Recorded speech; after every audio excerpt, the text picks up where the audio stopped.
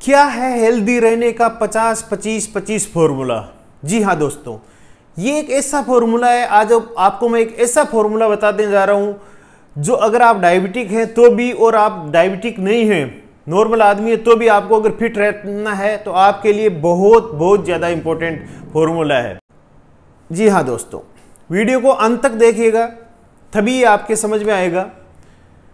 50-25-25 formula क्या है? ये फॉर्मूला ऐसा है कि आपकी जो थाली है, थाली की जो प्लेट है जिसमें आप खाना खाते हो, उसको आपको 3 पोर्शन में डिवाइड करना है।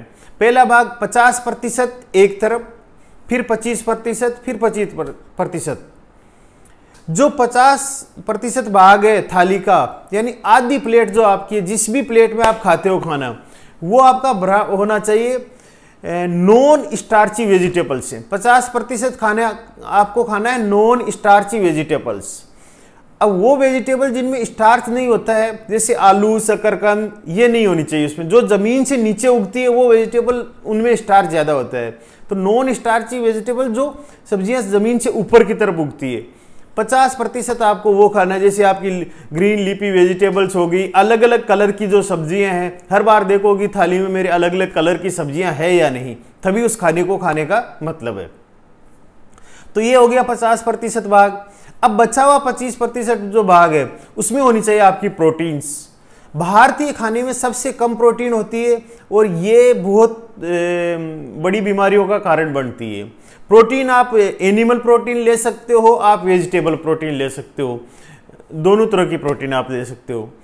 25% जो भाग है वो आपको कार्बोहाइड्रेट लेना है। अब कार्बोहाइड्रेट में भी 2 तरह के कार्बोहाइड्रेट्स होते हैं। एक तो हेल्दी कार्बोहाइड्रेट होते हैं, एक अनहेल्दी कार्बोहाइड्रेट होते हैं। हेल्दी कार्बोहाइड्रेट वो होते हैं जैसे होल ग्रेन्स है, जिसके मोटे मोटे दाने जिसके अपन कंज्यूम करते हैं, होल ग्रेन्स आपके जो हो गए। उसके अलावा आपके ब्राउन राइस हो गए, ब्राउन ब्रेड हो गए, मिलेट्स हो गए, ये हेल्दी कार्बोहाइड्रेट है, ये ज़्यादा से ज़्यादा इंक्लूड करें। अनहेल्दी कार्बोहाइड्रेट्स वो होते हैं जैसे रिफाइंड शुगर है, जिनमें रिफाइंड शुगर आ गई, सारी की सारी मिठाइयाँ आ गई, जिन चीज़ों में शुगर डलती है वो आ गई, पॉलिश्ड राइस आ गए, ये सब अनहेल्दी कार्बोहाइड्रेट। 25% भाग इनसे भरा होना चाहिए। इसके अलावा 2 चीज़ और है जो खाने में होनी चाहिए, वो आपका फैट और फाइबर, वो बहुत ज़्यादा इंपॉर्टेंट है। फैट जो है वो 2 तरह के होते हैं, एक तो सेचुरेटेड या ट्रांस फैट, एक होते हैं अनसेचुरेटेड फैट। ट्रांस फैट या जो सेचुरेटेड फैट होते हैं वो होते हैं आपके बेड फैट्स। जैसे बेड कार्बोहाइड्रेट होता है वैसे वो बेड फैट्स भी होते हैं। और दूसरे जो फैट्स है वो अनसेचुरेटेड फैट होते हैं, वो आपके मोनो अनसेचुरेटेड हो सकते हैं और पॉली अनसेचुरेटेड हो सकते हैं। इसमें आपके सरसों का तेल है, मूंगफली का तेल है, सोयाबीन का तेल है, ऑलिव ऑयल है, ये सारे इसके अंदर आ जाते हैं। इनमें से कैसे खाना है? हमेशा चेंज कर करके खाना है। पिछले वीडियोज में आप भली भांति परिचित है। तो ये हो गया आपके फैट्स। अब एक पार्ट बच गया, वो है फाइबर। ये बहुत ज़्यादा इंपॉर्टेंट है, चाहे आप डायबिटिक है तो भी, आप डायबिटिक नहीं है तो भी। ये क्यों इंपॉर्टेंट है? ये इसलिए इंपॉर्टेंट है कि जैसे फाइबर्स क्या है, एक तरह की जाली है, जैसे छलनी होती है जिससे अपन आटा छानते हैं, तो जो अशुद्धियाँ होती है आटे की ऊपर रह जाती है और आटा नीचे चला जाता है। तो फाइबर्स को आप उसी तरह मानो, नेट मानो, तो जिसमें यूँ मानो कि बहुत सारी चीज़ें उसमें फंस जाती है और जो काम की चीज़ें वो शरीर में चली जाती है। तो ये बहुत सारी चीज़ों को शरीर में जाने से रोकता है, ये आपका फाइबर है। ये आपकी शुगर को डेफिनेटली कम करेगा, इस तरह से आप समझ सकते हो। तो ये छलनी है एक, जो बहुत सारी शुगर को ऊपर ही रोक लेगी, आपके ब्लड की शुगर को नहीं बढ़ने देगी। तो आपको फाइबर्स ज़्यादा से ज़्यादा खाने हैं। फाइबर्स कहाँ से आएंगे?